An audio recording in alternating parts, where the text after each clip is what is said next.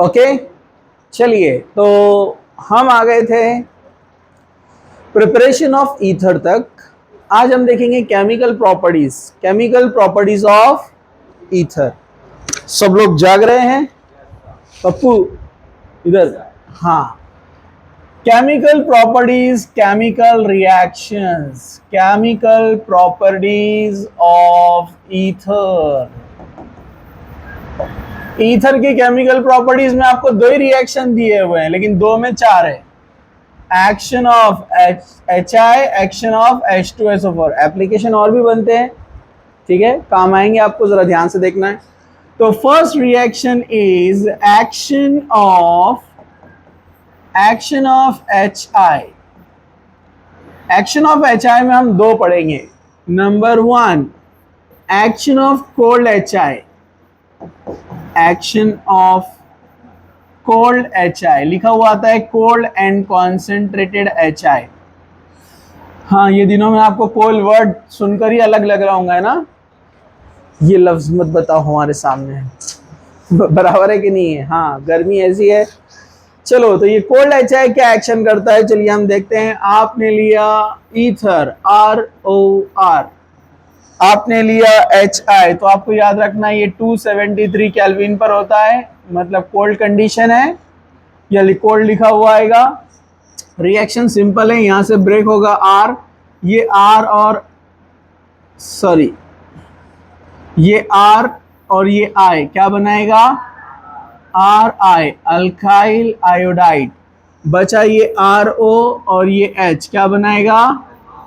ROH, alcohol. एक बनता है अल्काइल आयोडाइड, एक बनता है अल्कोहल। आप बोलेंगे तो बहुत सिंपल है। एग्जाम्पल नंबर 1, CH3OCH3, मतलब कौन है ये? डाइमिथाइल ईथर, यानी मिथॉक्सी मीथेन। आपने लिया cold HI, reaction very simple, इधर से CH3O, इधर से H क्या बनाएगा? मिथाइल अल्कोहल, प्लस बचा क्या? CH3 and I, methyl iodide. तो एक बना है मिथाइल अल्कोहल, एक बना है मिथाइल आयोडाइड। कुछ मुश्किल? नो मुश्किल। लेकिन अगर दो अलग अलग ईथर आते हैं, यानी अनसिमेट्रिकल, यानी मिक्स्ड ईथर, तो इसमें आपको याद रखना है, जैसे है ethyl, methyl ether, mix ether आ गया। आपने लिया HI कोल्ड कंडीशन में, 273 मतलब 0, तो स्मॉलर जाएगा विथ आयोडाइड, ये याद रखना है। Smaller alkyl group will remains with iodide, और क्या बनाएगा? Methyl iodide. और जो बिग वन है वो क्या बनाएगा? अल्कोहल। यानी आपको मिला है ethyl alcohol and methyl iodide. क्यों? किसी ने आपसे पूछा क्यों, तो आप बोलेंगे इट फॉलोज SN2 मैकेनिज्म। ये SN2 मैकेनिज्म को फॉलो करता है, और अपन ने 100 साल पहले पढ़े कि SN2 में जितना स्मॉल ग्रुप रहा बैक साइड अटैक इजी होता है। तो ये आयोडाइड जो कि माइनस बनने वाला है और ये प्लस, तो ये न्यूक्लियोफाइल को बैक साइड अटैक करना आसान है ना यहाँ पर, एज कंपेयर टू इथाइल। इसलिए ये SN2 को फॉलो करता है, इसलिए iodide back side attack easily करता है, इसलिए मिथाइल आयोडाइड मिलेगा। समझा क्या?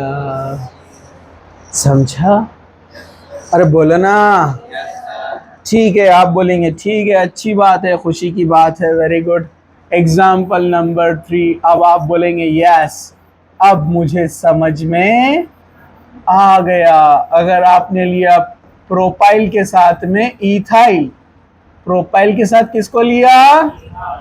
Plus HI cold condition, okay, तो आप बोलेंगे सिंपल सी बात है, ये न्यूक्लियोफाइल है, ये इलेक्ट्रोफाइल है। न्यूक्लियोफाइल बैक साइड अटैक कहाँ करता है? जितना स्मॉल ग्रुप रहा है, ये बिग है ना, तो ये इतना पार्ट और ये I क्या बनाएगा?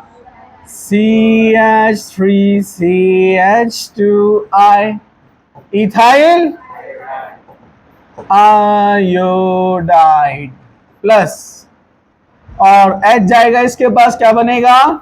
N propyl alcohol. क्या बनाएगा? N propyl alcohol, normal propyl alcohol. समझा? आप बोलेंगे अरे वाह, ये तो मेरे को आ गया। क्या बोलेंगे आप? अरे वाह, ये तो मेरे को आ गया। अरे बोलो, क्या बोलेंगे आप?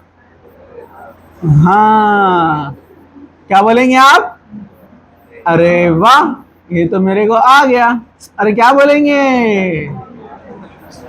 अरे वाह, ये तो मेरे को आ गया। अब बोलो आयोडाइड कहाँ जाएगा? हाँ, गलत, आपको नहीं आया अभी, ठीक है, क्योंकि मैंने पूरा नहीं बताया ना अभी। तो ये आपको याद रखना है, जब भी टर्चरी अगर आ गया तो ये SN1 को फॉलो करेगा, ठीक है। ओनली टर्चरी के केस में याद रखना है आपको, किसको फॉलो करेगा? और अपने को पता है SN1 मतलब कार्बोकेटायन फॉर्मेशन। तो कार्बोकेटायन कौन सा स्टेबल रहेगा, इथाइल वाला या टर्चरी ब्यूटाइल वाला? अपन पढ़ते हैं ना, tertiary cation is more stable then secondary, is more stable then primary. Tertiary cation stable होता है। एक्चुअली क्या होता है, मैं मैकेनिज्म नहीं बता रहा हूं, मैं डायरेक्ट बता दे रहा हूं। I माइनस तो जा रहा था C2H5 के पास SN2 फॉलो करने के लिए, लेकिन जैसे ही वो वहां पहुंचा, वहां ऑलरेडी झगड़ा चल रहा था। ये मिथाइल ग्रुप सब मिलकर किक मार रहे थे कार्बन को, ऑलरेडी डोनेटिंग ग्रुप है ना, तो ऑलरेडी तीनों मिलकर दे रहे थे उसको भर भर के। अरे समझा क्या? जिस वजह से वहां पर रिपल्शन होकर तैयार क्या हो गया था? कार्बोकेटायन। तो ये अपना आयोडाइड न्यूक्लियोफाइल SN2 के हिसाब से जा रहा था स्मॉल वाले के पास, लेकिन जैसे ही उसको वहां कार्बोकेटायन देखा, कार्बोकेटायन ने सीटी मार के बुला लिया। अरे समझा क्या? अरे समझा क्या?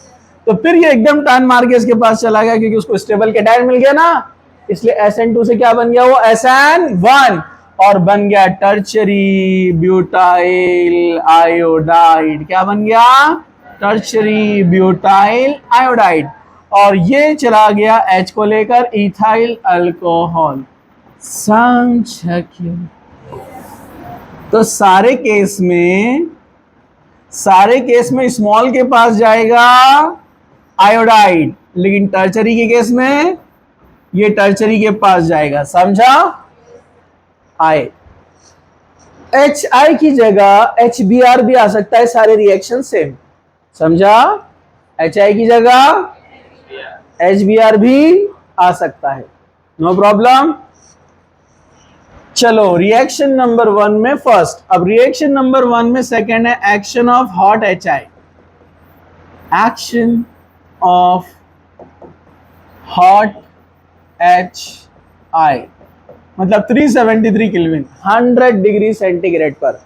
आप बोलेंगे क्या होगा यहाँ पर? तो ROR, जब भी हॉट HI आएगा तो आपको 2 मोल्स लेना है।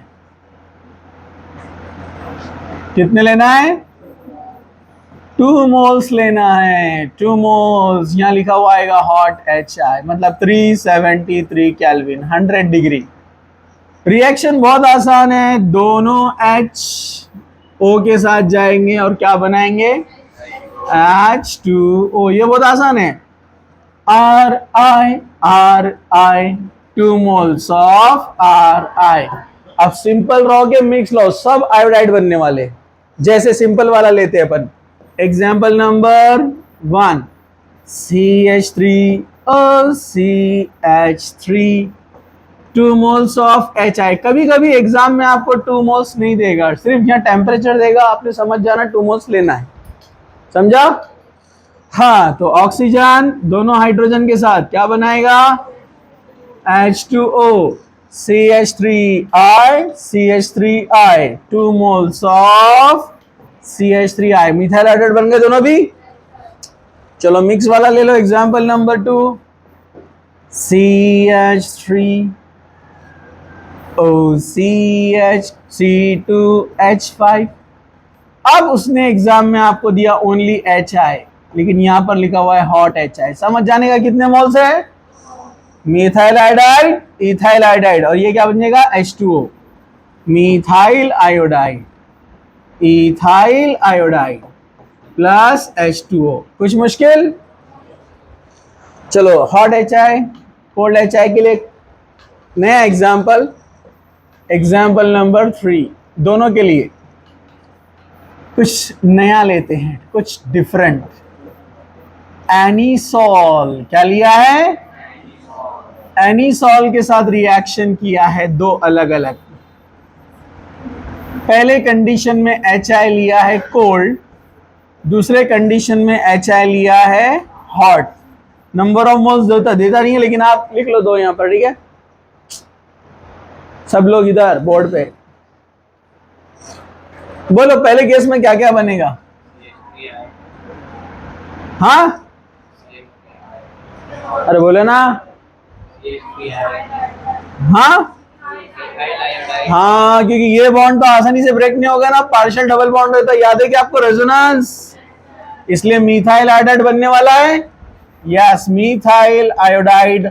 और ऑक्सीजन बेंजीन रिंग का साथ नहीं छोड़ेगा क्योंकि वहां पर पार्शियल डबल बॉन्ड है। वो कह रहा है मैं तुम्हें छोड़कर नहीं जाऊंगा। अरे समझा क्या? तो वहां पर कौन आ जाएगा फिर? H क्या बन जाएगा? Phenol. Phenol plus methyl iodide. और इसमें तो कोई प्रॉब्लम ही नहीं है। मिथाइल आयोडाइड, फिनाइल आयोडाइड, और ये ऑक्सीजन वाटर।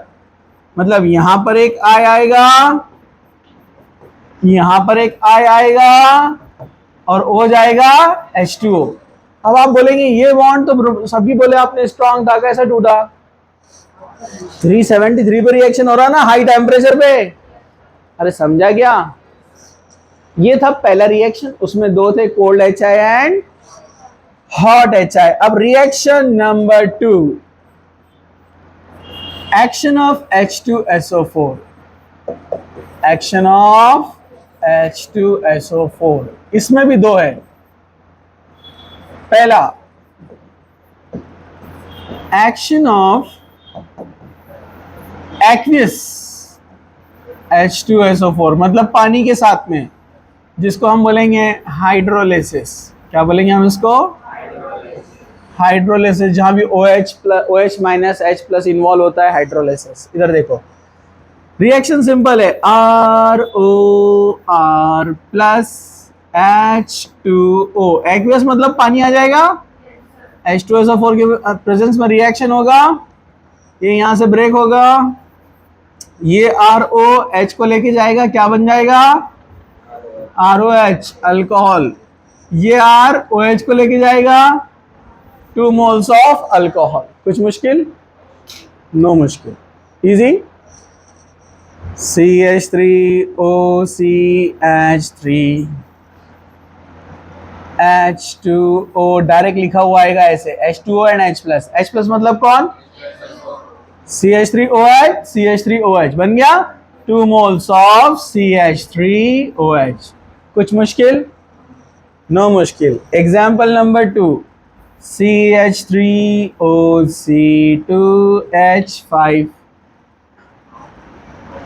कंजूसी करते हैं, कर लो कंजूसी। हाँ, H2OH+, CH3OH and C2H5, ethyl alcohol and methyl alcohol. लेकिन अगर आपने कॉन्सेंट्रेटेड H2SO4 लिया है, आपने एक्वियस नहीं लिया है, आपने लिया है ईथर ROR प्लस, अब यहां पर आया HOSO3H, मतलब वाटर नहीं है, डायरेक्ट H2SO4 आ गया। H2SO4 है ना ये? अपने को पता है H2SO4 एसिड होता है। H2SO4 क्या होता है? जगह उनको। H2SO4 कौन होता है? Acid.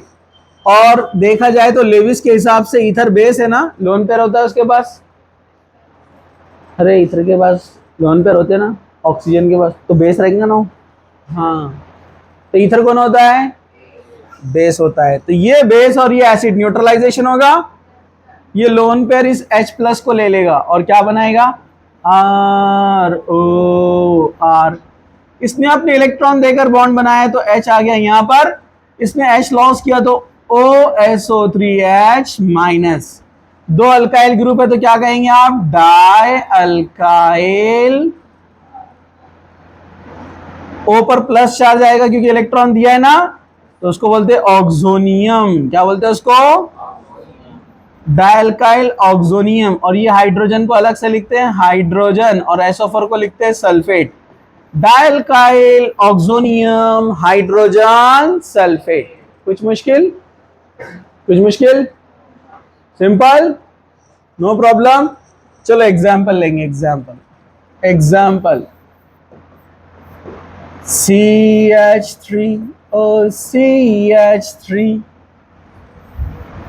H2SO4 lone pair, proton ले लेगा, CH3OCH3 H के साथ उसने बॉन्ड बना लिया है, इलेक्ट्रॉन दिया इसलिए प्लस, और ये OSO3H माइनस।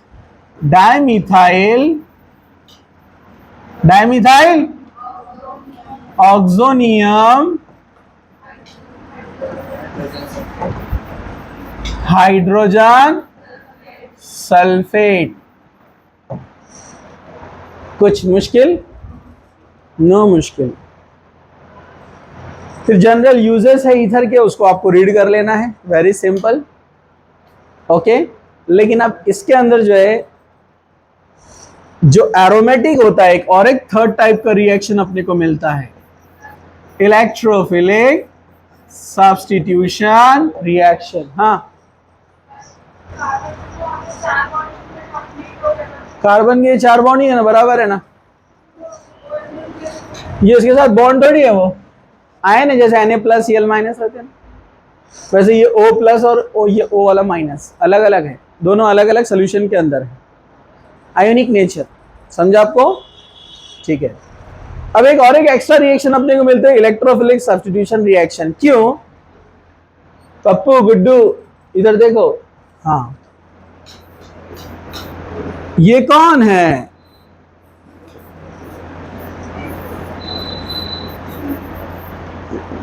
कौन है ये, एनिसोल मिथाइल फिनाइल ईथर। ये भी रिएक्शन देगा ना अलग से, क्योंकि ये एक डोनेटिंग ग्रुप है तो इसके ऑर्थो पैरा पे देगा ना रिएक्शन, अरे बोलो ना, तो ये ऑर्थो पैरा पर इलेक्ट्रोफिलिक सब्स्टिट्यूशन रिएक्शन देता है। अगर आपने इसका नाइट्रेशन किया, यानी नाइट्रिक एसिड HNO3 लिया, तो नाइट्रिक एसिड क्या बनकर आता है, HONO2। This is electrophile, this is nucleophile. तो यहां से H OH के साथ जाएगा और क्या बनाएगा, H2O, और ये इलेक्ट्रोफाइल यहां पर आ जाएगा, ऑर्थो नाइट्रो एनिसोल। बोलो बोलो, ऑर्थो नाइट्रो एनिसोल। दूसरी पॉसिबिलिटी पैरा पे आ सकता है, पैरा नाइट्रो एनिसोल। बोलो बोलो, अरे बोलो ना, हाँ कुछ मुश्किल, प्लस H2O। हम और भी रिएक्शन कर सकते हैं यहाँ पर, इलेक्ट्रोफिलिक सब्स्टिट्यूशन रिएक्शन। आपका दिल बोल रहा है यहाँ क्लोरीनेशन करने का, Cl2Fe के प्रेजेंस में, सिंपल सी बात है, ortho chloro anisole, para chloro anisole. आप बोलेंगे इसके और ज्यादा रिएक्शन क्यों नहीं मिलते हैं, वो इसलिए HCl निकलेगा ना, क्योंकि इसमें जो ईथरल लिंकेज होती है ना, ये वाली जो ईथर की लिंकेज है, it is very stable linkage, it is called ethereal linkage, ethereal linkage। Ether linkage बहुत स्टेबल होती है, वेरी वेरी स्टेबल, इसलिए ether is a good solvent. Ether एक बहुत अच्छा सॉल्वेंट है, जल्दी से रिएक्शन नहीं करता है किसी के साथ, बहुत कम रिएजेंट के साथ रिएक्शन करता है, इसलिए ether is a good solvent. जैसा A और B का रिएक्शन करना है, इन्वायरमेंट में करेंगे तो मॉइस्चर से रिएक्शन होने के चांसेस है, तो क्या करते, A को भी ईथर में डाल देते, B को भी ईथर में डाल देते। ईथर ना A से रिएक्ट करता है ना B से रिएक्ट करता है, तो A भी आपस में रिएक्ट कर सकते हैं आराम से, और इन्वायरमेंट आजू बाजू का क्या हो गया, इनर्ट। इनर्ट मतलब मॉइस्चर से रिएक्शन नहीं कर रहा है ना, जैसा अपना ग्रिग्नार्ड रिएजेंट ड्राई ईथर के प्रेजेंस में होता है, याद है क्या आपको, हाँ, तो ये बहुत सारे रिएक्शंस में काम में आता है, एक अच्छा सॉल्वेंट है ईथर। समझा? लाइन टू लाइन अच्छे से पूरा रीड करने का, कंप्लीट पूरा चैप्टर। कोई डाउट रहा, ऐसा लगता है कोई पॉइंट छूट गया पढ़ाते समय, पूछ लेने का, उसको क्लियर करने का। टेस्ट की पूरी अच्छे से तैयारी करो। NCERT line to line read करने के बाद मिनिमम 100 एमसीक्यू सॉल्व होना अल्कोहल फिनॉल ईथर के। और अगर आप 200 के ऊपर सॉल्व करते हैं तो बहुत अच्छी बात है, मार्क्स आपके बढ़ेंगे, आइडिया आता है, डिफरेंट टाइप के क्वेश्चन मिलते हैं आपको, अलग अलग नेचर टाइप सब मिलते हैं, तो आपकी प्रैक्टिस ज़्यादा होती है। समझा क्या? अरे समझा आपको?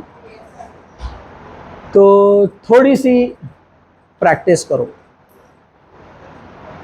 आज कितने लोग उठे सुबह में फजर से? 1 2 3 4 5 6 7 8 9 10। कल ज़्यादा थे, आज कम हो गए। उल्टा हो गए, तो 18 लोग थे कल। तो जो लोग सुबह नहीं उठे थे सब खड़े हो जाओ, स्टैंड अप।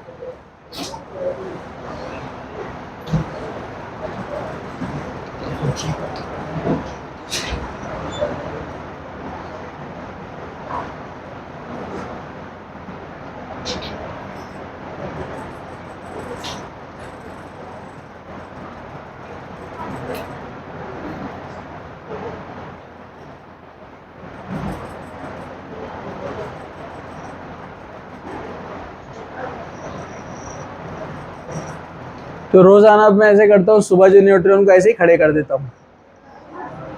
चलेगा? हाँ, इससे आपको कुछ ना कुछ तो याद आएगा ना, कुछ ना कुछ तो आप लोग बराबर है कि नहीं है?